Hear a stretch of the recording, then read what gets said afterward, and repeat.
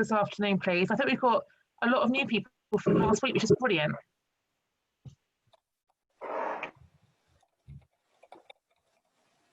A few minutes for other people to arrive.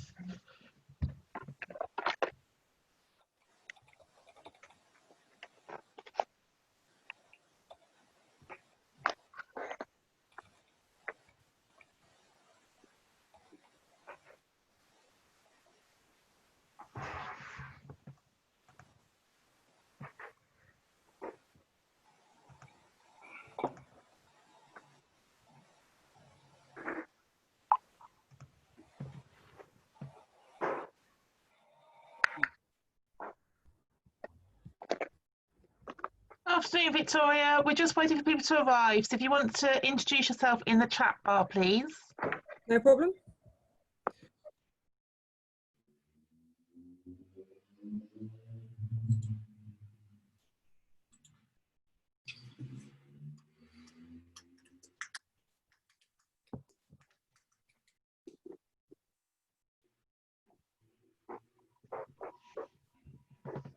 Hello. How are you, Helen? Okay?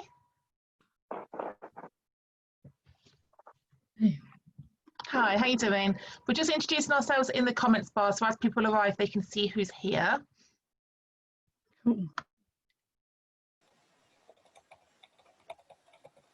Where in Kent are you, Vicky? I used to teach in Kent. I don't recognise that name.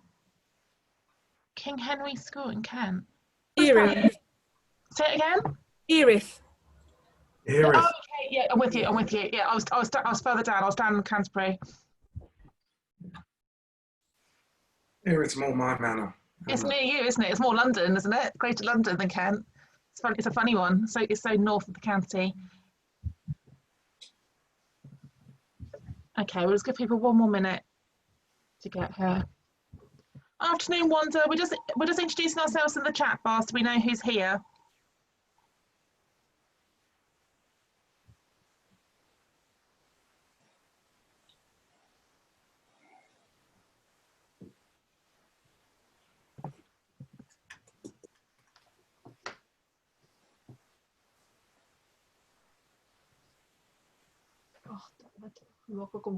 Yeah.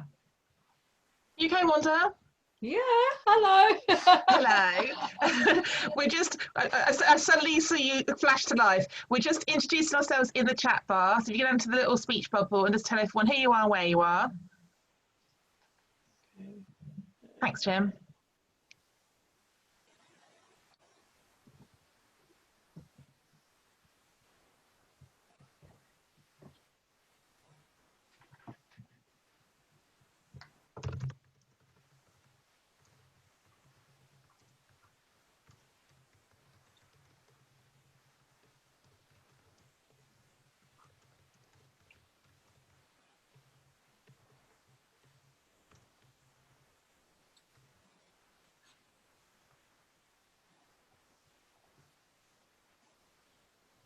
Okay, we'll get started. We are recording simply so we've got a record of it in case anyone misses it or arrives late. So my name is Hannah Wilson and I'm one of the Associate Directors of Whole Education. I only actually joined a few weeks ago. Prior to that I was a head teacher and I'm passionate about diversity and inclusion. So those of you who are connected with me on Twitter might know me from Women Ed and also from Diverse Ed. So one of the things that I agreed to do with Douglas and James, the Executive Directors, when I joined, was to look at how to support We schools, whole education schools, with diversity and inclusion. But we have opened up these sessions to people beyond whole education. Because as we know, we've got a massive priority and focus when it comes to diversity, equity, inclusion in education. So this side of the summer, we've done three things. 2 weeks ago, we had a seminar and a workshop from Sufyan Sadiq and Lorraine Hughes, who work at Chiltern Learning Trust. If you didn't join us for that one, there is a recording and I can send it to you. And they ran a brilliant input on how they are diversifying the curriculum across their group of schools in Buckinghamshire. And then last week, I was joined by Alana Gay and Penny Raybigger, who are the co-founders of BAME Ed. and they talked through what they have been doing in the wake of George Floyd's murder about race education in particular, and they talked about some of the policies and some of the practices they've been supporting schools on when it comes to race education. This session today is going to be slightly different. It's more open. It's going to be more of a forum. I'm delighted to be joined by Lord Jim Knight, who I'll get to introduce himself in a second. I wanted to create a space really for us to be able to have a safe conversation and to ask questions and to think about what we're all doing and what we're planning to do. No question is a stupid question, okay? I think part of the problem with this theme is that people are quite worried about saying the wrong thing. And if I've learnt one thing in the last few months, it's better to ask a question and feel stupid and get the answer than it is to not ask the question, not to know. And I'm going to share some stuff with you that I've been looking at around inclusive allyship. I've also started a webcast recently, which is just an amazing way of learning from people who have been doing this for a very long time. And I want to share some of Professor Paul Miller's work with you as well. So can I just ask you in the chat bar, just to pop in a couple of questions that are mulling through your minds? Like what questions are on your mind? You pop the questions into the chat bar. I'm then going to introduce Jim. I'm then going to share some slides, but it will help me frame where this session might go. So I really wanted to be as interactive as possible. So what questions are you currently grappling with, either individually or collectively, morally? It can be personal or professional. I'll just give you a few minutes to think about that one and to capture it in the chat bar.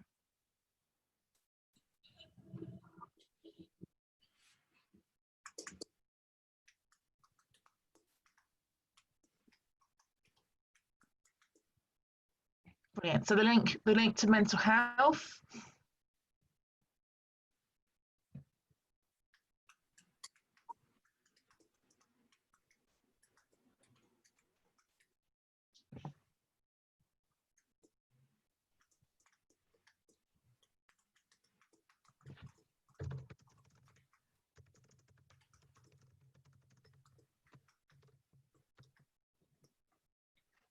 Just popped in the question that I'm working on.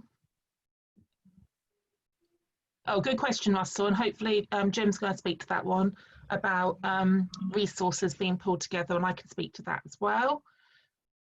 Afternoon, Joycey. We've just started, so if you want to... Good afternoon, Hannah. Hello. If you want to go to the chat bar, just introduce who you are, where you are, and I'm also asking everyone to pop in the questions they are currently grappling with when it comes to diversity and inclusion. So thank you, Russell. I'm hoping everyone else is either thinking their questions through or they're typing their questions. Great question there, Jim. I'm going to talk about white privilege a little bit when I share some slides in a second. So please don't be shy. No question is a silly question. What questions are you thinking about individually, collectively, personally, and professionally? Oh, great to have Nesta on. Hello, Joyce. Lovely to see you there, even if I can't see you. Hi, Jim. How are you? I did a project with Nesta a very, very long time ago, and that's how I met Ms. Barwell. Ah, very good. Okay, thank you, Russell. So we're not feeling very chatty this afternoon, guys. That's fine. Please don't be shy about using the chat function. Jim, do you want to introduce yourself and tell people a little bit about your roles? I know you hold lots of roles. Yeah, so my name's Jim Knight, and as I said in the chat, I am the chair of whole education, which I thoroughly enjoy doing, and it's great to be part of the work that's done around whole child education around the country. But I also am one of the chief officers at TES, where I'm responsible for our resource sharing platform for all of our external partnerships, for be they commercial or not commercial. You know, we have a variety, and then various other comms functions that I have responsibility for. But I'm also a member of the House of Lords, a recovering politician, once a schools minister, stopped doing that some 10 years ago or so. about the time that Nick Gibb took over, and he's still there. But I won't dwell on my misery. In the context of this discussion, I am clearly, for those that can see, white. I'm able-bodied. I am privately educated. I'm a Cambridge graduate, and I'm a member of the House of Lords. I have as much privilege as you can shake a stick at. But my politics, I like to think anyway, has always been motivated by trying to deliver equality and deal and tackle disadvantage. But I guess the last few months since the murder of George Floyd in particular, and as I'm just about to become the stepfather of a mixed race child and home educating her effectively in the absence of a school service, I've been working quite hard on my own sense of privilege and how to educate Coco around the discrimination and prejudice that exists in the city and in the country that she's growing up in. And so it's a fascinating subject for me.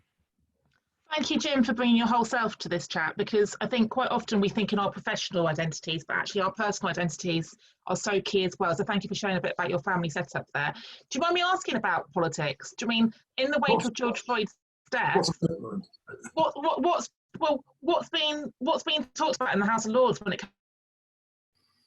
Well, like, what's the rhetoric? I mean, the House of Lords is a funny virtual place at the moment. So we don't have as strong a sense of community as we should. My colleague on the Labour benches, Doreen Lawrence, is leading some work for Keir Starmer, the leader of the opposition, around racism within the Labour movement and some of the associated issues that Doreen's so strongly associated with since the murder of her own son in respect of the police and discrimination in that regard. And we've had some discussion about that. Obviously we have. I've not been a part of all of it because I can't join every Wednesday at 5 o'clock when we have our group Zoom chat. But I think alongside these extraordinary few months in respect of COVID, which has been in a way a breathing space and a point of reflection around a lot of different things, the murder of George Floyd has been a massive wake-up call for all of us in public life to reflect on how complacent we've been essentially about levels of discrimination, not just on the grounds of race, but also gender and disability and sexual orientation and so on and so forth. And I think it's a very welcome wake-up call. It means that some voices that have been marginalised are being listened to much more, and that's I think really welcome. But without us getting together physically, to get a proper sense of how deep-rooted it is, inevitably there will be people who posture around some of these things, especially in politics, where you're looking to portray yourself in a certain way, and how deep it is in terms of a wake-up call, we'll have to wait and see. Thank you, Jim. And thank you for addressing the fact that we do need to be aware of our privilege, because equally I'm a straight white woman, I'm able-bodied, I went to a private school, and I'm acutely aware of that. And what I want to share with you next is just some thinking I've been doing around inclusive allyship, because for my very diverse network, in the week after when it all kicked off in the States, I was emotionally sponging up a lot of trauma within my friendship groups. But there was a lot of frustration from Black women who I'm friends with who have got children about a lot of people being quiet on social media. For example, I've got a very good friend who was one of the only black heads for a long time in her community. And a lot of white straight men DM'd her to show support, but they didn't go public with it. And I think something I really want us all to think about this afternoon, I can't see with cameras off what your identity is, But whoever we are, however we identify, whatever our backgrounds are, yours is on, Russell, thank you. Thinking about us being aware of our own privilege, but how we need to leverage it and how we need to lean in. And Paul Miller, who I'm going to share some of his work with you, he talks about white sanction. And I wasn't wholly comprehending what that meant until he did this talk with me on Sunday. But white sanction is being aware of our white privilege and not being fragile with our whiteness, but leveraging our whiteness to support, enable and empower other people. And that might be a concept you want to look at more, because it wasn't a phrase I was necessarily that kind of like aware of.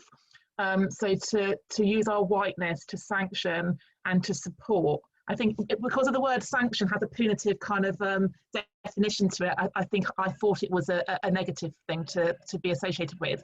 So I'm going to just share some slides with you and get you thinking about inclusive allyship and what this might mean to us. Russell, Jim, give me a thumbs up. Can you see that? Can you see my slide?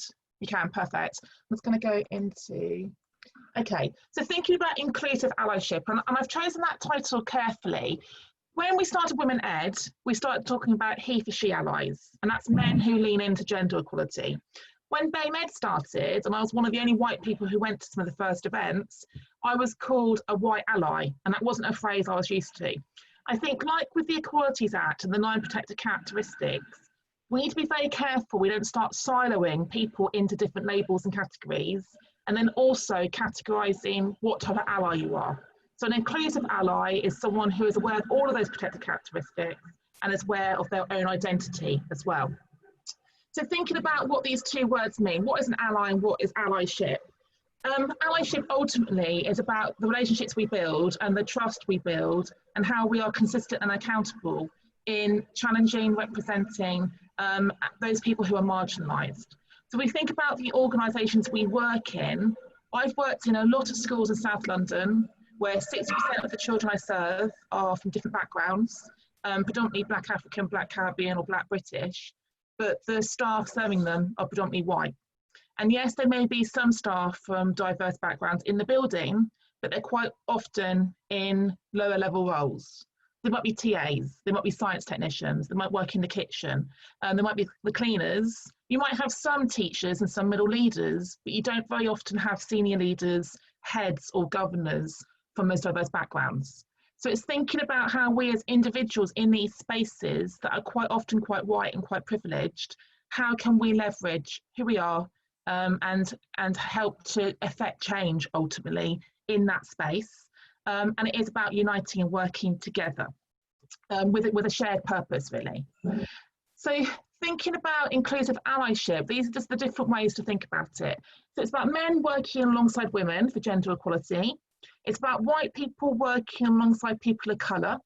So you've probably heard the phrase glass ceiling before, which stands above women in their progression, but the concrete ceiling is the phenomenon that actually the ceiling above people of colour is opaque and you can't see through it. So it's how white people can help aid racial equity. Then we have the allyship around sexuality and straight people, heterosexual people, working alongside people who are LGBTQI+, and thinking about the gay glass ceiling. And then the piece I've been learning quite a bit about in the last few weeks about how able-bodied people can work alongside people with disabilities to also smash through that glass ceiling. So if you have one of these marginalised sort of like identities, you've got a ceiling to work through. But if you are intersectional in your identity, and quite often you might be a woman of colour or a woman of colour who's also bisexual or a woman of colour who's also disabled, there's that kind of that layering up of the prejudice, the discrimination and the barriers and the obstacles through which one has to navigate and also challenge. So thinking about what we as allies can do to support, okay? I think it's really important to think about how it is for other people. And it's that empathy piece that we teach the children all the time. So it's about us confronting the isms. It's about us challenging privilege, whether that's our own privilege or the privilege of the people around us. But it's also about challenging the prejudice. And I think the piece that I really want people to think about is about us being active and not passive. So I've read a lot in the last few weeks about anti-racism. So a lot of people will say, I'm not a racist, but that's not good enough. Not being a racist is passive. It's not a commitment to actually affecting change. Whereas being an anti-racist is that you're actually doing something about it. You are being active and you're taking actions. And those actions might be that you are standing up, you are speaking out, and you are addressing those social justice issues in your spheres, in your organisations. Quite often in friendship groups or family groups as well. I've got lots of friends who are having very difficult conversations in their homes with intergenerational families. So it's about how every conversation, every behaviour, every action we take is addressing those social inequities and those social injustices. I thought this was quite interesting to have a look at as a continuum. If you Google the Ally Continuum, this variation of this comes up quite a lot on the internet. And it's thinking about that scale of moving from apathy, where we have no understanding and total ignorance when it comes to prejudice and discrimination, through awareness, where we are doing that learning and that understanding and garnering that knowledge, but then it's thinking about how we become active and how we are well-informed individuals who share that knowledge and understanding that we've developed, but we also seek that diversity. Ultimately, what we're aiming for is then the advocacy. Okay, so those people who are repeatedly and consistently and committedly being proactive champions when it comes to diversity and inclusion. And hands up, I don't always get it right. So just after George Floyd's death, I'd had a lot of conversations with women in my circles, people of colour in my circles, but that week there'd also been 4 transgender murders in the States. And I was so absorbed in and consumed in the kind of the media around the race piece, I didn't take it upon myself to check in with a transgender friend I have. And when I did then finally get in contact with them a few weeks later, that person was quite wounded and quite hurt because a lot of people hadn't reached out. And I think the thing I worry about at the moment when it comes to the Equalities Act is that we have to remember there are 9 protected characteristics. And race is extremely important and it's very, very high profile at the moment, but there isn't a hierarchy of protected characteristics and there isn't a hierarchy of prejudice. And what we are thinking about when it comes to one protected characteristic, for example, race in education or race in our schools, we need to be keeping the other 8 in mind as well, because otherwise what we're going to do is never break the cycle, because our time and our attention and our energy and our resource will just rotate through the different protected characteristics. So inclusive allyship and creating a kind of a culture of diversity and equity and inclusion is thinking about the bigger piece, thinking about the umbrella. So thinking about how to be an inclusive ally, I've done lots of reading and I've just distilled down some of the kind of the tips about what we can do individually. So taking on the struggle as our own, we need to be careful with this one because it's not about speaking on behalf of other people and it's not about sort of like assimilating someone else's lived experience when we've not actually lived that experience ourselves, but it is about truly empathizing to the situation that other people find themselves in and considering what it's like to be them. Then it's about standing up and speaking out. So a lot of people feel very uncomfortable having these conversations. But as my Black friends remind me, that is how uncomfortable some people feel all day, every day, when their skin colour is a different colour. And our discomfort as straight, white, able-bodied allies is never going to be equitable to the discomfort that other people feel. So even if it does feel uncomfortable to have these conversations, even if there is fear about what we might say, how we might say it, how it might be taken wrong, we need to lean into that space and we need to embrace that fear. So it's then thinking about the kind of the privilege we need to navigate and being really aware of it. And I do think that some people are not aware of the privilege they hold.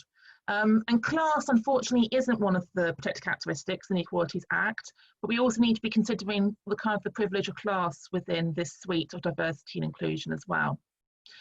And then acknowledging how we feel, okay? But the conversation not being made about us. The week after George Floyd's death, there were a lot of white people talking out about the racism and the murder, but how we feel, how I feel as a white person about racism and about the murder of a Black person is different to how a Black person feels. And those black women who I'm friends with, who have got sons, were literally terrified about their sons being brought up in this world. So their level of pain was completely different to the pain that I was feeling. And I think the next one's really important, being willing to own our mistakes and to decenter ourselves. We are all going to make mistakes in doing this work, but the mistakes we make in trying to make active decisions and move the conversations forward are not as great as mistakes that are made when we do nothing. So I think it's about being willing to learn. And I sometimes use the wrong word, or I ask the wrong question, or I might talk out of turn, but it's about being in that space to learn and to grow and to be challenged, as opposed to not leaning into that conversation at all. And I think the final one is also really important, understanding that it is our responsibility to educate ourselves. I have seen a lot of white people go to their friends who are people of colour and ask them what they need to do. What should I be reading? What can I do to help you? That just puts even more burden onto the shoulders of people who are already carrying a lot of burden. It is down to us as individuals to upskill ourselves. There is a wealth of information out there. We just need to Google things, find the articles, find the books, do the reading. There's a lot of book clubs out there at the moment as well, where you can join a reading circle, for example, about some of the seminal texts. But it is down to us as individuals to upskill ourselves and not down to our friends and colleagues. And I'm just going to add to that one that I've also heard a lot of horror stories about the only person of colour in a multiple academy trust, or the only person of colour on an SLT being asked to lead this work. I don't think that's appropriate either. It's about working with a diverse range of people in an organisation to make sure all voices are being heard. So that was just some tips on how to be an inclusive ally. When you Google allyship, these two mind maps came up on Twitter from someone called C. Rutger-Troller. And I thought this was just interesting, thinking about allyship through the lens of being authentic versus performative. Performative allyship is a phrase that comes up quite a lot. So ultimately, a performative ally is somebody who is being an ally, but the allyship is more about them than it is about the person they're being an ally for. And I'm sure you'll see on social media, there's a lot of people who are suddenly getting on the bandwagon. They're suddenly talking about race and diversity and equity when they haven't done so before. A similar story is when the funding came out from the DfE a few years ago for diversity and equality grants. Suddenly a lot of teaching schools and maths were interested because there was money attached to it, whereas a lot of us have been doing that work for free for many years before that. So the performative allyship is inauthentic.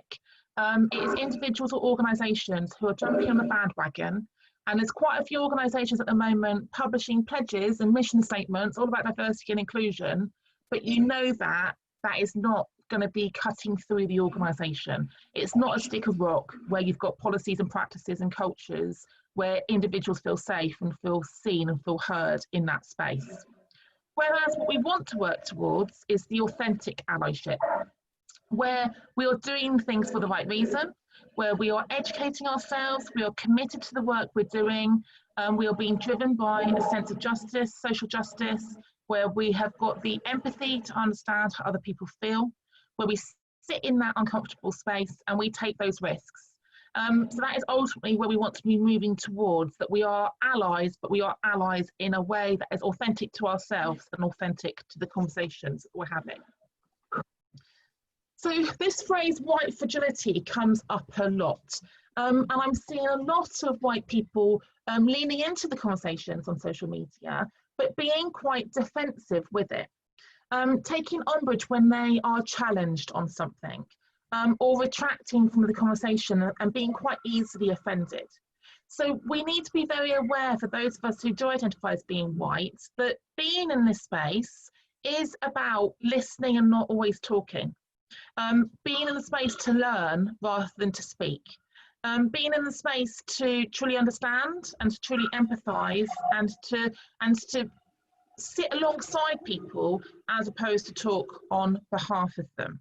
And I'm sure we are all witnessing people who are very, very fragile in their whiteness at the moment, and it needs calling out. I think it needs calling out because ultimately the space gets taken up by individuals and the kind of the airtime gets taken up by people talking about themselves rather than the situation. An example of this is that there's quite a lot of conflict when it comes to what labels we should use. And I asked Paul Miller about this yesterday on the webcast, because people don't like BME, people don't like BAME, people don't like using black or brown, people of colour. There's lots of different labels out there. But if we spend more time and energy talking about the labels than we do about the actual problem itself, which is racism, then it takes us away from the actual work we're doing. So yes, we need that shared language and we need to be using the right labels, but actually we need to be doing the right activity and for the right reasons, and that's more important really. So different ways to be an inclusive ally. This came from an article I read from one of the American universities who had published a piece around their campus and how everybody could lean into being an inclusive ally. So there's different kind of positions we can take. Sponsorship is when we create those opportunities and open those doors for other people. So something that's coming up a lot is that culturally, a person of colour, particularly from different faiths and cultures, would not necessarily self-promote or put themselves forward for a promotion. They would wait for the head teacher or the chair of governors to come to them. So it's that cultural awareness of who needs that tap on the shoulder, who needs the door opening, who needs the invitation into the space and a seat pulling up for them. Then we have the champion, so we are championing on behalf of other people. The amplifier being that quite often people's work goes unseen or misattributed to different people. So making sure that we're amplifying people's worth and seeing them and making them feel valued. And then the upstander one is the opposite of being a bystander. So rather than standing by and seeing things happen, being that upstander and speaking up and standing out. Just some of the different roles we can take on. What inclusive allyship looks like for me will look differently for each one of us and the spaces we are in.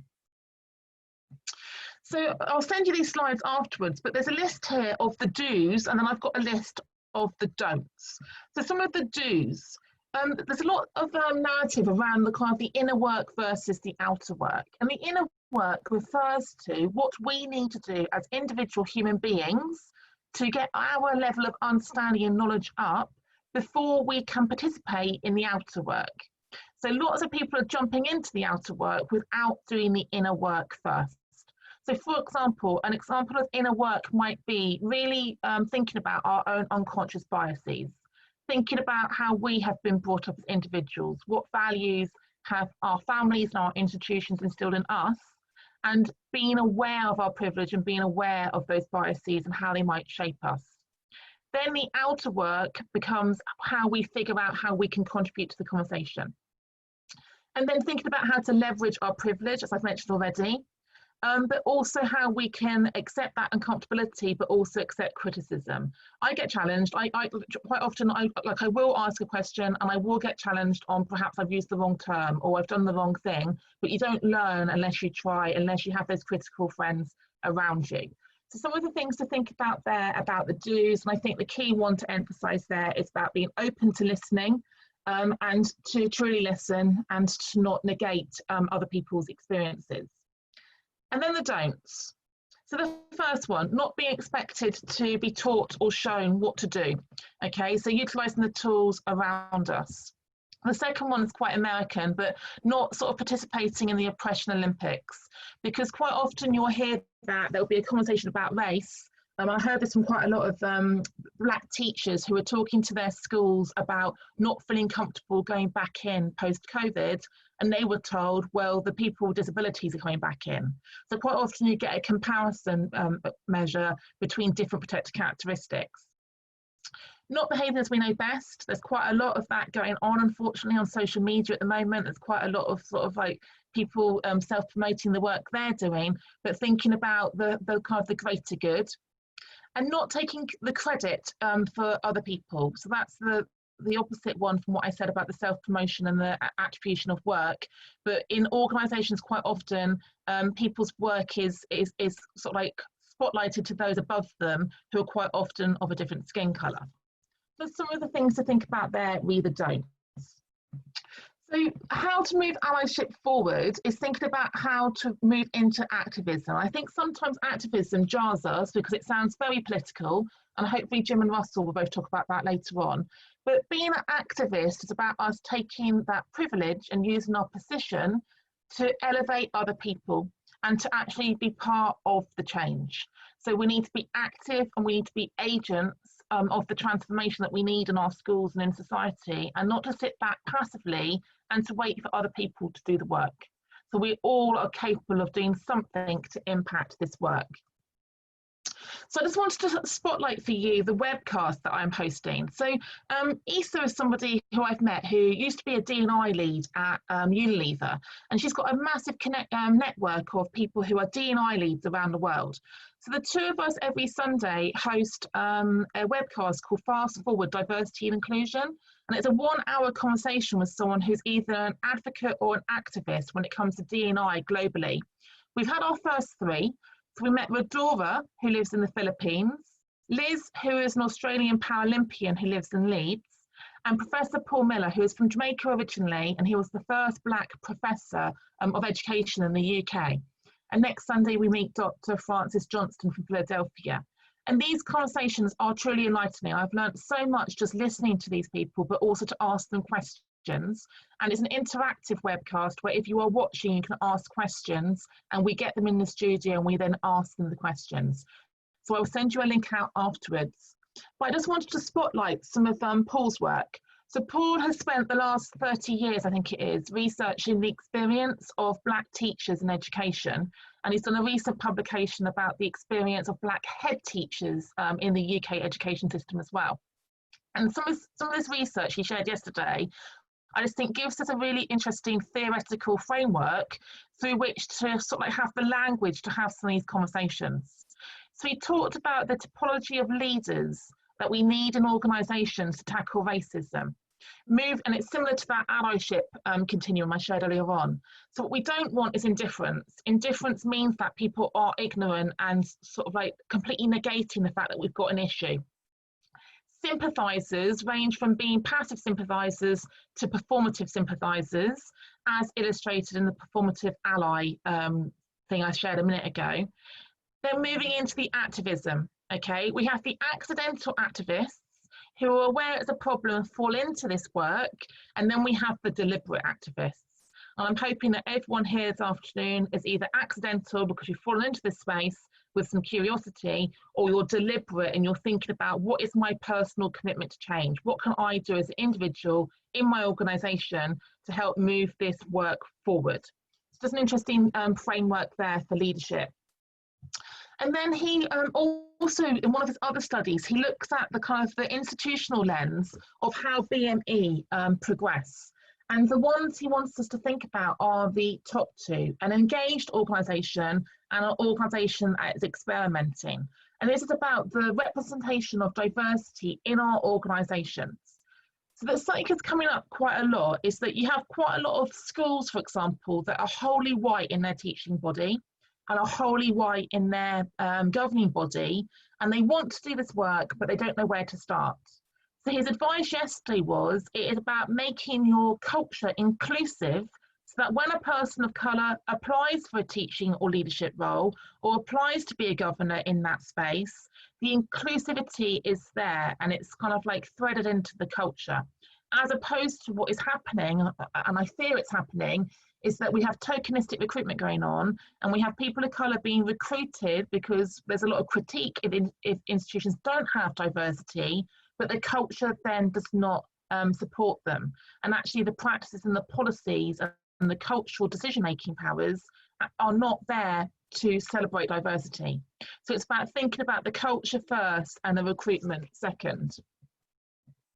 And I thought this was a lovely way of looking at it as well. So when it comes to the social justice work in an institution, but in our case in schools, he has what he calls 3 levels of activism, and they all feed into and out of each other. So the pedagogy activism is what we're doing when it comes to decolonising the curriculum and diversifying the texts we teach and diversifying the role models we present to our young people through the curriculum.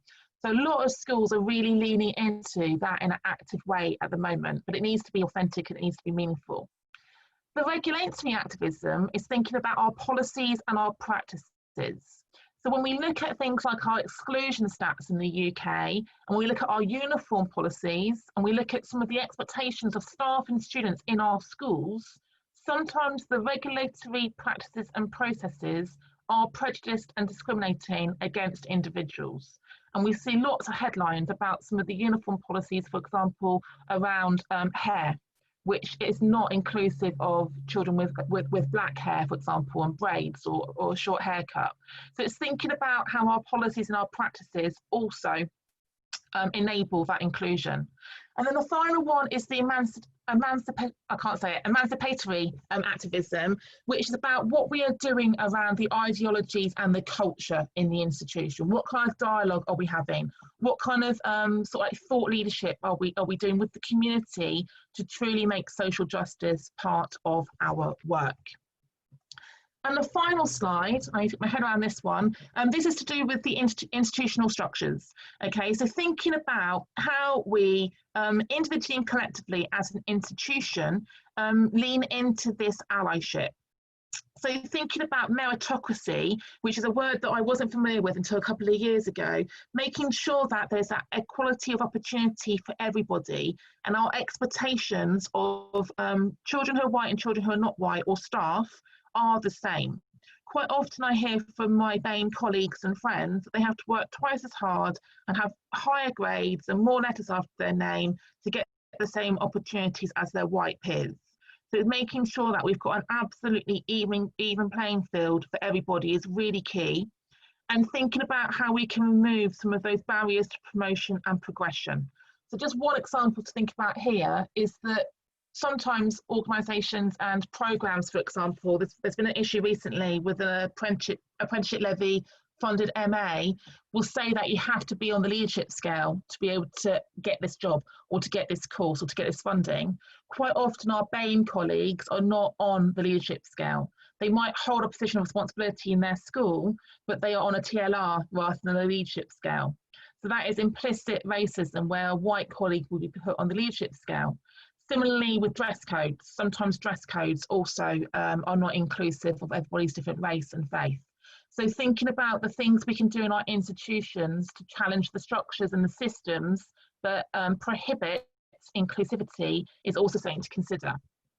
And when I send these slides out to you, we've just highlighted here some of the key studies he's done.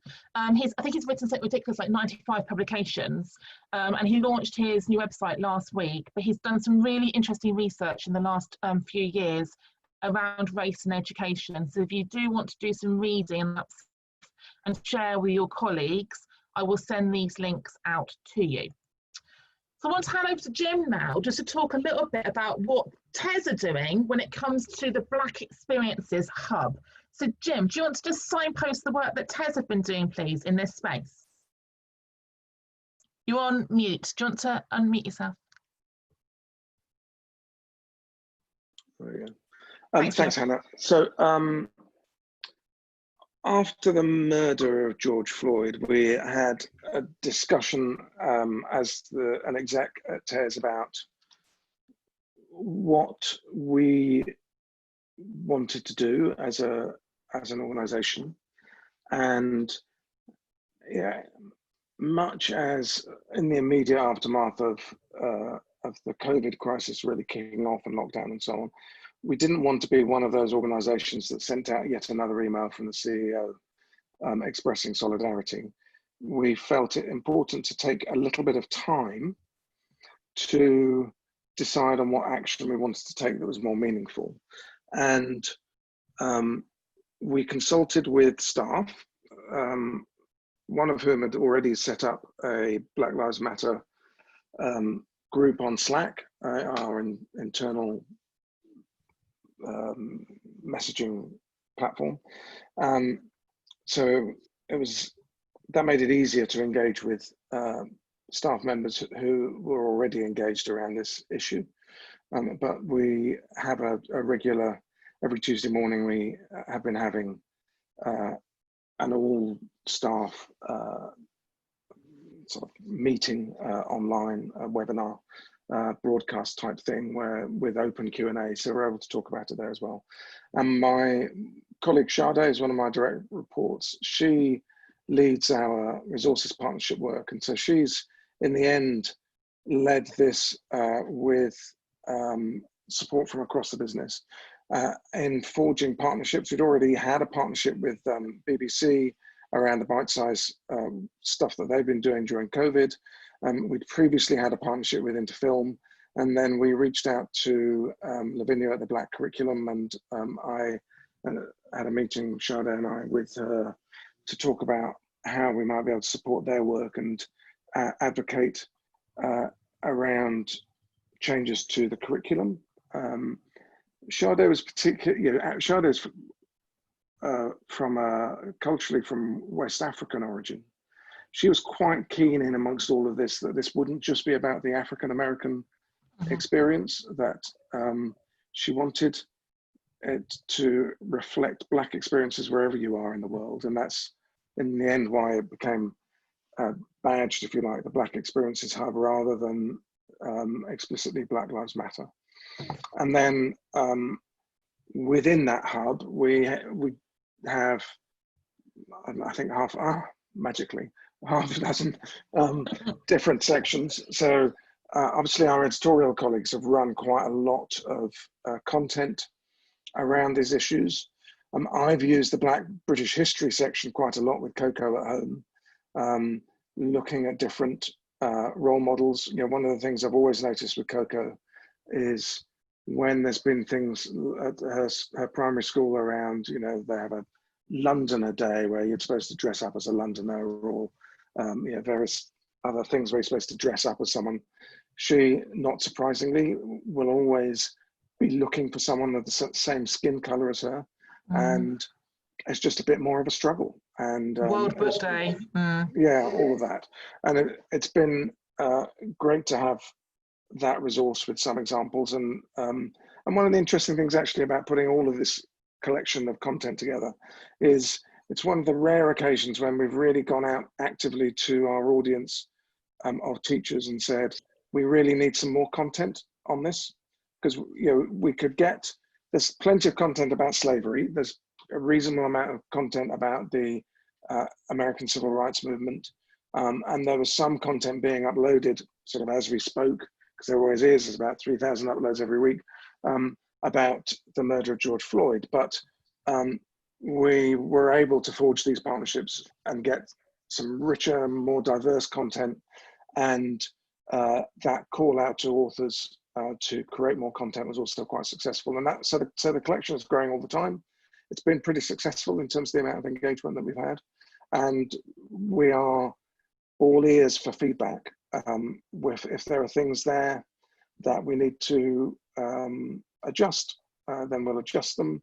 We have had, I've had to ban 1 or 2 people from the site because they essentially commented and reviewed in a blanket way pretty much everything to say it was discriminatory, and did so in a way that was clearly racist. So there were a couple of people I banned from the site as a part of this. It's flushed out a few people, but it's something I'm pretty pleased with so far, but it's work in progress. Brilliant, thank you, Jim. And it's something that Lorraine brought up a few weeks ago about the fact that when we look at how visibly diverse our curriculum is, if we take out the African American history, if we take out Black people as sports stars and performing arts stars, how many role models are left in the curriculum? So I think that's really important what Shadi said there about the different types of Blackness as well. So doing post-colonial literature for my degree, I did a lot of reading of African literature, for example. So thinking about the diversity within the diversity, I think is really, really important. So some of the questions I wanted us to have a think about this afternoon, this is about us like really taking the summer to reflect on what we've processed, what we've learned, what our personal commitment is, and what we can individually and collectively begin to do to influence change at a local level, at an institutional level from September. So thinking about what our commitment to our D&I mission and vision is. As I say, a lot of organisations have put statements out there, but those statements can't be, as Mary Myatt says, just laminated vision statement. They need to be lived values within that organisation. So have they been published? Have they been revisited? How are we holding ourselves to account? How can D&I be woven into our mission and our vision as schools and as an education system? So for example, if we compared this kind of work to other bits of work we do in school improvement, I know it would be in the self-evaluation form for the school. It would be in the SIP, the school improvement plan. It would be in the action plan that gets distilled down to every head department. So if we are going to truly commit to this kind of level of activity around diversity and inclusion as a whole, it should be showing up in every single policy and piece of paper and planning document for September so that it's sustained over time.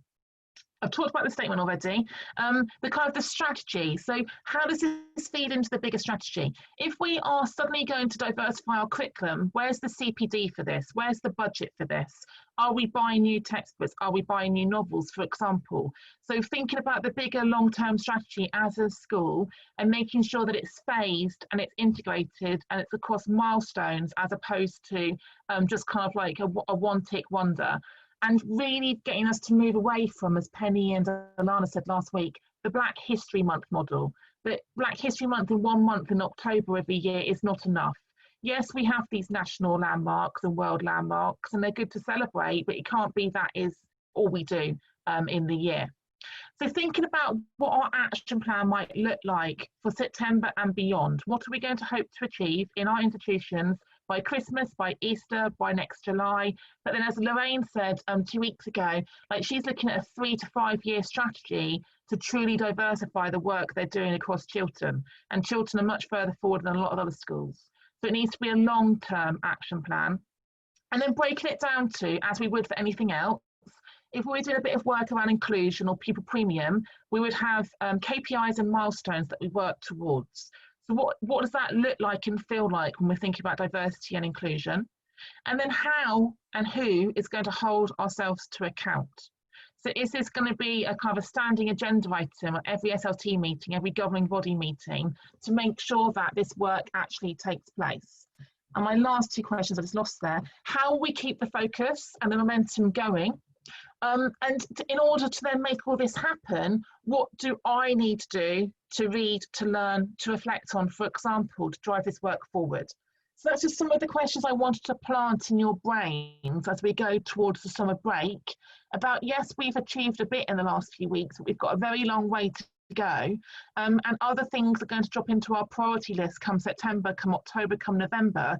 How can we make sure that this work stays in our mind's eye and has that kind of momentum and attention it deserves? So that is kind of the bit I wanted to share with you. Lots of comments coming through. Let's go to comments and questions, open it out to a discussion. I think it's just Russell having a conversation. Let's see what's coming up for you all. Please feel free to ask questions in the room. So I was going to go to them in order. So Russell, you popped in here. How can we best drive forward the mental health revolution that is surely inevitable? Jim, do you want to comment on mental health stuff, or do you want to unmute yourself first? Would it be possible to slightly clarify that question? Yes, go for it. Clarify the question, and then Jim and I will comment. Lovely, and hugely excited to be able to ask these sorts of questions of Jim. So I've got quite a political background. My aunt was a minister for small business. She arranged a placement of internship at the House of Commons before I went to university. I did a politics degree. I quit my job in 2015 to campaign for Luke Pollard. So I've always been very politically active. Yeah, wonderful guy. You know, we didn't get it in 2015, but he got it in 2017. Very much well deserved. And I am looking to return to politics. I've even got a Labour seat that has been picked out for me, which is lovely. I'm excited to see what extent I can tear up the rules of campaigning. That's very exciting. So are you saying you're not here to see me, Russell? You're here to see Jim? I won't take it personally. I'm always there to see you. I'm always there. I didn't even know he was going to be here. It's fine. But now I know. You know, I got to take advantage of it. But so one of the things that I've really researched on. So I went into education. I did a 2-week work experience, and by the end of 2 weeks work experience, I had been made a maths teacher. No qualifications, no training, no experience. Just, hey, we can't get a teacher. You seem to be able to stand in front of people and talk. You are now a teacher. And I was just a bit like, should I tell the kids? And the woman was like, yeah, I wouldn't do that. I was like, okay. I did that for 4 years. I am now looking to, so I had planned to say 5 or 10 years within the education system, really get to grips with where it is going wrong. But within 4 years, it has become clear we need to be hiring better teachers and we need to be giving them better directions. I've spent the last year researching with the University of Southampton on emotional cognitive psychology. I've had my work reviewed positively by the world's top emotional cognitive psychologist, and it has become really clear that constant high stakes assessment, as enforced by Ofsted with their data targets, is incredibly damaging to student health. It is designed to boost achievement, but it has the opposite effect. It is, metaphorically, it is whipping a dead horse. You are expecting the horse at one point to start getting up, and like if you just whip it more, then it's just going to start getting. And So Russell, what's the question for Jim? the question is the science is clear on this issue. The science is clear that this isn't helping grades and this isn't helping students. How do we get to a political point where the science is being listened to, where people are putting forward those ideas, where we are saying this is what we need to focus on. We need to work out how we can bring education in line with modern cognitive psychology. Well, look, I don't claim to be any expert on these things, but I can just give you some views with whatever expertise or otherwise I may or may not have, which is to say, I think our current school system as a whole is not fit for purpose, and we just need to have a more open conversation about that. And one of the reasons why it's not fit for purpose is because of how it entrenches disadvantage. And obviously in the last few months, I think we've seen a widening of the gap. And a big feature of that is the accountability system that Russell, you've talked about. Be it Ofsted or be it high stakes testing. And that, with the best will in the world, is always going to distort behaviours, and it's going to distort behaviours towards just trying to help those who are marginally, or who are almost there, as opposed to those that need a lot more help. And if it's entrenching disadvantage, then clearly I think it is entrenching discrimination against certain parts of the population, which is the basis of what we're talking about today. The next term, when we all go back in September, or if there's anyone from Scotland next month, will be when the rubber really hits the road on this, because I think foremost on school leaders' minds will be the well-being of children. Particularly those children who have been through trauma, and there'll be quite a few who have. And I think they will want to put attainment to one side, because that's why they're there. That's the people that they are. They're worried about children's welfare and well-being. But the pressures will be, as things currently stand anyway, the accountability measures will still apply next academic year. So they will have to balance that against the sustainability of the school, against the consequences of getting the wrong side of inspection and test scores. And that's just going to be a really hard balance. And then you add into that some of these things that we're talking about more specifically today. And I think there's a lot for school leaders to be balancing up right now. And they're going to need a lot of support from the rest of us. And the other thing that will be going on this September that I think is also quite interesting is that relationship between home and school. So school by and large is the lead, the teacher is the lead professional for learning, and the parent is the lead on well-being. But when push comes to shove, the professional will take over on well-being if there's such a well-being issue that they worry about what's going on at home. But equally, home has had to take over learning during the last few months, and we're going to have this handover. Coco got her school report back, and you're kind of going, well, maybe we should have written a report to the school, because we're the ones who led the learning for the last few months. And that exchange around learning maybe could have happened. But equally, there's going to have to be a different sort of conversation and a different sort of acuteness to what went on at home and what's going on at home for kids as they come back to school after 6 months away.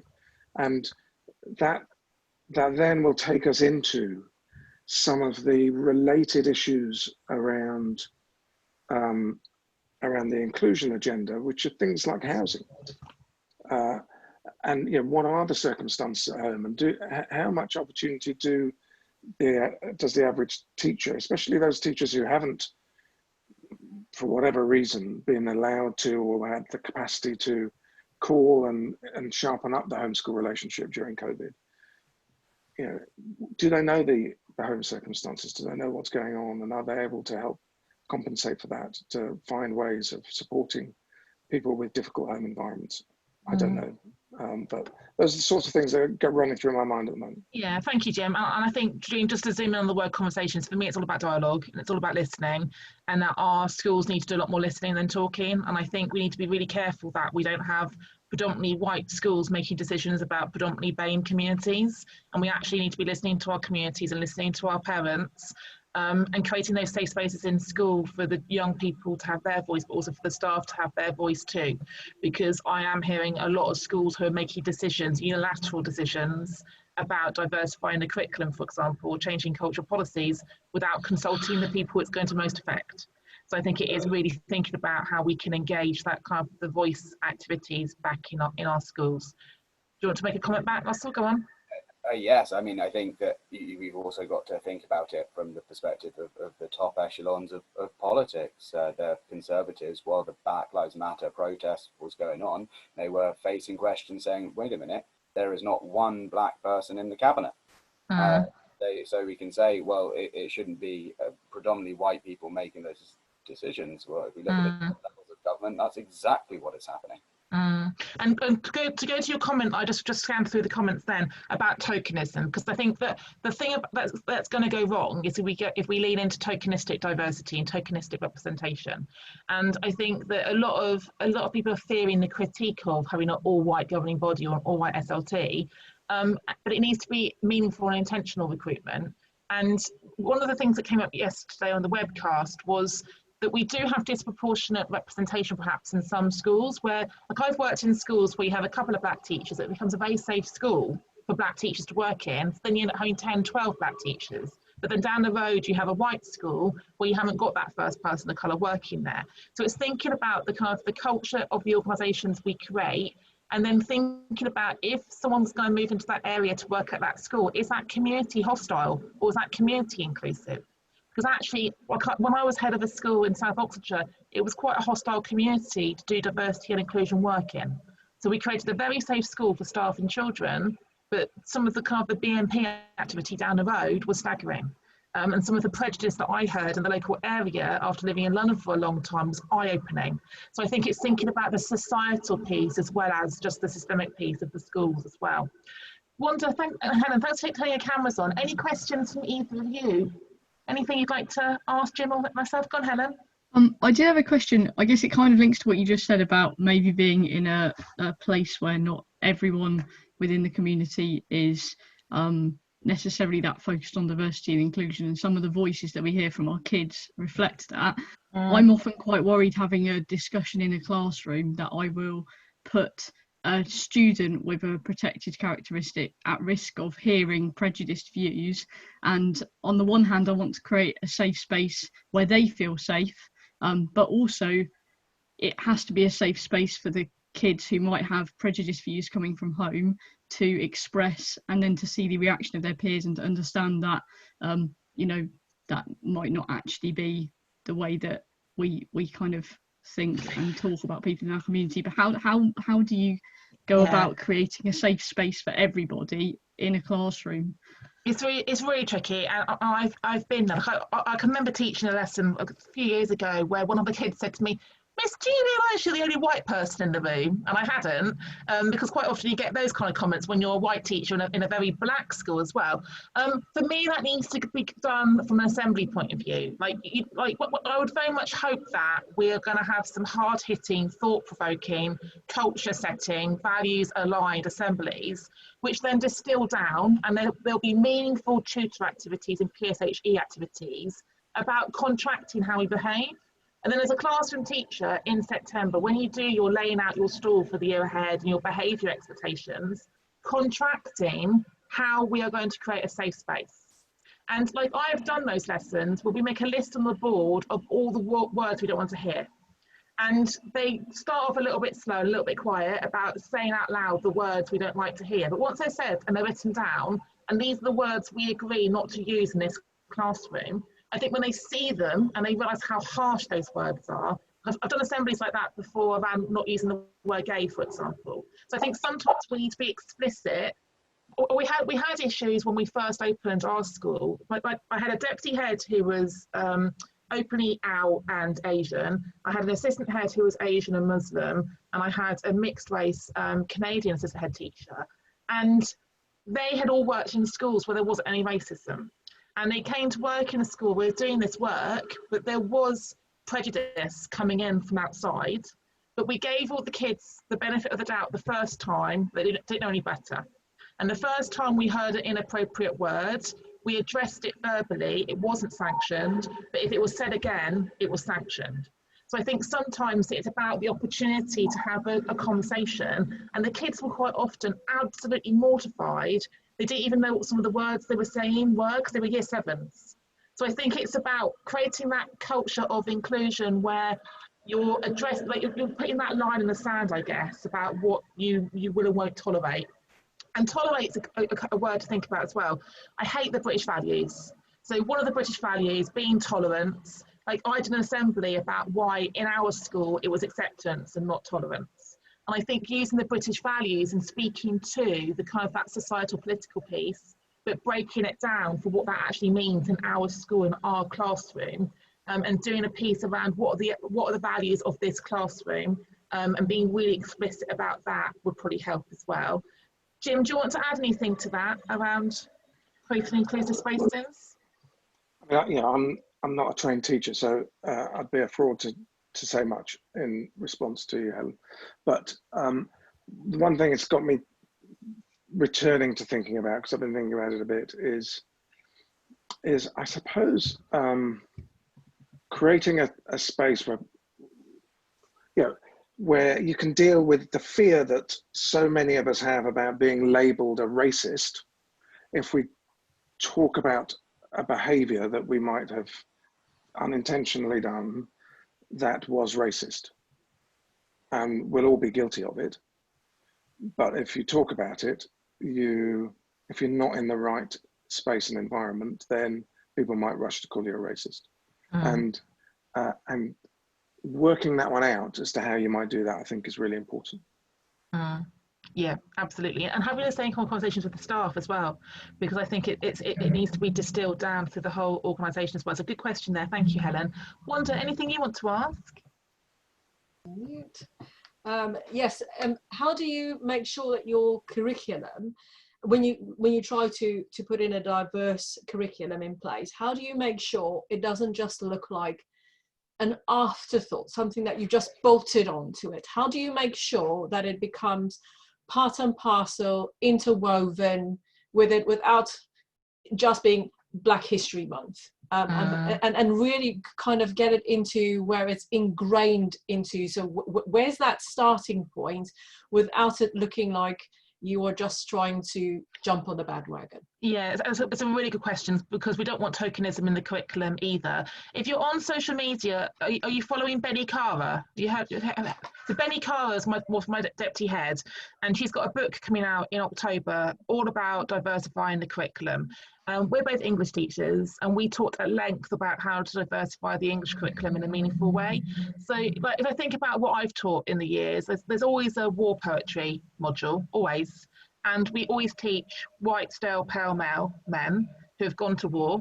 Like, there are other people who have gone to war. So a war poetry unit, you can look at an Afghani poet, you can look at a kind of child soldier from like Somalia. So I think it's about looking at, it's not about replacing text, it's about supplementing and enhancing and weaving in. And what Benny talks about is looking at those teachable moments where you bring in the comparison and you look at the kind of who's not here and why. So in science, for example, there's so many case studies that could completely forgotten about, but even the imagery we use needs to be addressed as well. I've walked through so many science corridors and watched science lessons where every single picture on a wall and every single person on a PowerPoint slide is a white man in a lab coat. And we know that not all scientists identify in that way. So I think it's not only the kind of the text we're teaching, the thought leaders we're teaching. That's something I really think about. When I write blogs and articles, I quite often realise that everyone I'm citing is a white man, for example. So even sort of like challenging ourselves on the thought leadership and the ideological kind of standpoint we're making our decisions on. And then making sure that that visual representation around the school, in the corridors, in the classroom walls, is also diverse. For me, it's a longer term piece, and it needs to be done looking at the 5-year curriculum. So I think, are you secondary ones or primary? Secondary. So do you mean, like, depending on how a department's structured, quite often you have one person leading Key Stage 3, one person leading Key Stage 4, one person leading Key Stage 5. Are those 3 people actually talking to each other? Is there a golden thread from year 7 to year 13, for example? And then, like, I like the way primary curriculums are mapped, because you actually know what's happening in every year, but in every subject. And I would like to see at secondary schools a map of every single subject in every single year, so you can then look at a glance what's going on and see where the gaps are, as opposed to going into our silos of subjects. So I think it's about the bigger picture, really, and looking at it that way, but doing it authentically and doing it over time as well. Jim, from your conversations with Lavinia, has anything come up around the Black curriculum work that she's doing? Well, I mean, there's a lot around political pressure around the changes to the curriculum. I mean, I think the history curriculum in particular has a, you know, when I was schools minister, it was probably the aspect of the curriculum that you came under most pressure on, because you get woe-betide that you should leave out Churchill, because you just have such a shit show with the tabloid press. And in my case, we didn't leave out Churchill, we just didn't specify Churchill. We specified the Second World War. I think we kind of assumed that you'd cover off Churchill if you taught the history of the Second World War, but we got into trouble because we didn't specify him. Now you get into trouble if you don't glorify him. And so there's a whole roundedness to the curriculum that we need, where some of these historical figures who may be national heroes, and there may be really good reasons for Churchill to be a national hero. There are really good reasons for Churchill to be a national hero. But we should understand, if we're going to study him, we should understand him in his entirety. And there are aspects of his record which, in the context of the Black experience and the Asian experience, are not so pretty. And it's just important that we're upfront about that and frank about it. Yeah, and it can be in the context that nobody's perfect, and you know, culture of their time or whatever we want to be able to say, but we shouldn't put. I mean, statues have been very current, haven't we? We shouldn't put people on a pedestal and then expect people not to want to talk about them and teach them properly. And I think just thinking about how we teach criticality as well, and kind of the critical theory. So looking at text through different lenses, as an A-level English teacher would look at a text like through 10 different lenses and think about it through a feminist lens, through a modernist lens. 3 months ago, the Daily Star, which is not a publication I normally read, but they ran a front page story about a resource on TES about Churchill, because that resource dared to talk about what he did in India, what he did in various other points in his life, apart from what he did during the Second World War as a great wartime leader. And, you know, the headlines are all about teaching that he was racist or guilty of genocide or whatever. And this was a resource that just asked people to be critical, to use their critical faculties and to research. It's so tricky. Just one thing to add, I'll come back to you, Russell. Also think about specs. So there's a massive issue with exam specs, as we know, but quite often the interpretation of the spec gets the responsibility of the head department, and then they choose which texts or which role models, which parts of history, science you teach. And actually to be the gatekeeper on SLT, for example, about justification of choices is really key. So when I was deputy head, I had a brilliant English team, but they were all white women. And when I then looked at the text they'd selected for GCSE English, they were mortified when I challenged them that they were predominantly men and predominantly white people. And so I think quite often we just judge the end product, but we don't actually look at the process they go through. And it's about thinking about the justifications we make as we go through. Thank you, Amy, for joining us. I am going to do 2 more questions and then we'll have to go. Head of Citizenship, History, incredibly important. Thank you, Amy. I'll send you the recording. What did you want to add, Russell, to that point about Churchill, probably, I'm guessing? Yes. So I was aghast. I had no idea reading about some of the, and I am ashamed of that. I can't remember the names of the places, but some of the camps in Africa, it was just absolutely shocking. And I think that it is this idea that a lot of things in our society are boiled down into very simplistic terms: good, bad. You have a film, you'll have the good guys, you'll have the bad guys. You've got World War II, you've got the good guys, you've got the bad guys. And that's not realistic. And as educators, we have a duty to show people what the real world is like. Good people do bad things, bad people have good attributes, and that is a fundamental component of philosophy. And I think that in many cases, actually, philosophy is an area where we have studied it as a society for thousands of years, and it's in the curriculum, but is it given the focus it needs?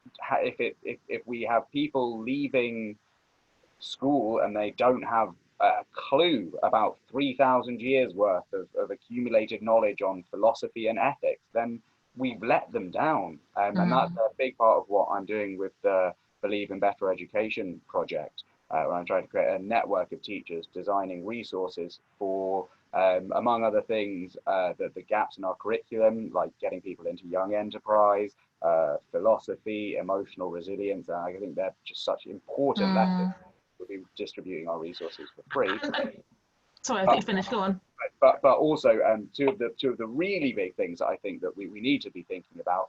One of them is fundraising in schools, because and you gave an example of a really good policy, and I think that's sometimes overlooked. You have this amazing behavior policy that says we give people a chance in the first instance, and then we only punish them once we're breaking the rules. And a lot of schools don't have someone so knowledgeable or so efficient at writing policy, but any teacher in a school can raise questions to the leadership about that policy. And I think a big focus on policy is really important and can be the absolute difference maker.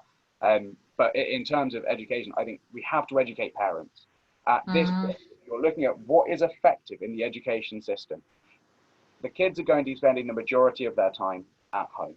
They're going to be getting the majority of their worldview from home. And if we don't make efforts to educate parents on how they can support their kids in learning, on what messages they need to be sending, on how they can help their kid revise, it's the only way to activate that section. And again, that we Believe in Better Education, we're creating resources for that as well. And to add to that, and to think about the conversations we've had with Helen and Wanda, and going back to Jim and Tez, like I taught English and media for years. It's also about teaching children and families about the lens the media uses.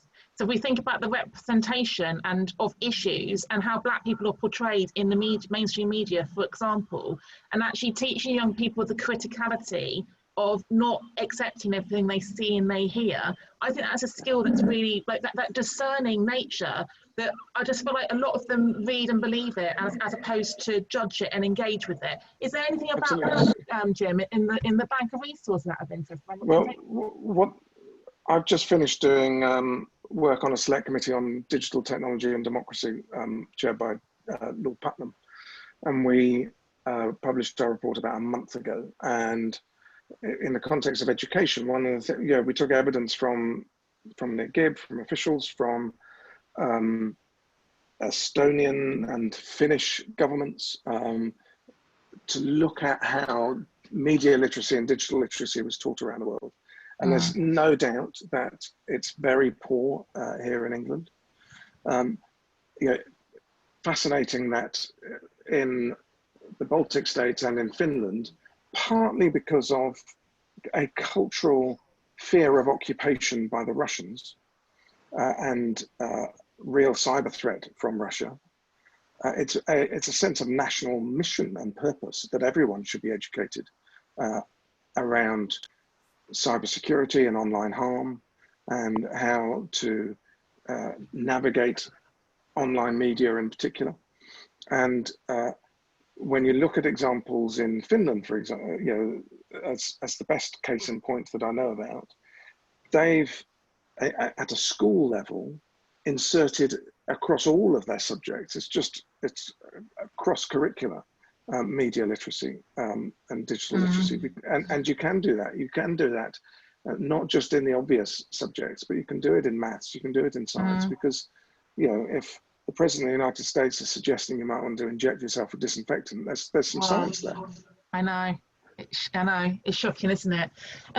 Thank you for that. I'm really conscious of the time. We've definitely run over later than I thought we were going to run over, but it's been a really useful conversation. I think my final word of wisdom is to go and hold these conversations back in your own schools.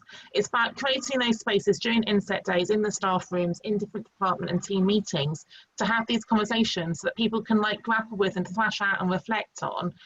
Because I feel like everyone knows they need to do something, but perhaps they don't know what they need to do. And it's about that collective kind of agency around it. And I'm going to pull together what we've talked about and what I've shared over the last 3 sessions, so you get that sent out to you all. And then in September, the website for diverse educators is going to go live, and that's going to signpost out to a lot of the activity, but it's going to be signposted by a protected characteristic. So if you've got a particular problem in your department or in your school, there'll be an organisation or a resource to then access. Because I think part of the problem is there's so much going on, people don't know where to go and how to actually navigate it all. So hopefully that'll be a kind of a resource for you all. So thank you so much for joining us this afternoon. Jim, thank you for your time. Really, really appreciate it. It was lovely to meet you all. Have a brilliant summer, and we'll send out more information to you all in September about the next trench load of opportunities from September.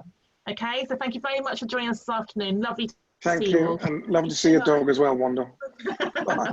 Thank you very much. Bye everyone. Thank you. Cheers. Cheers.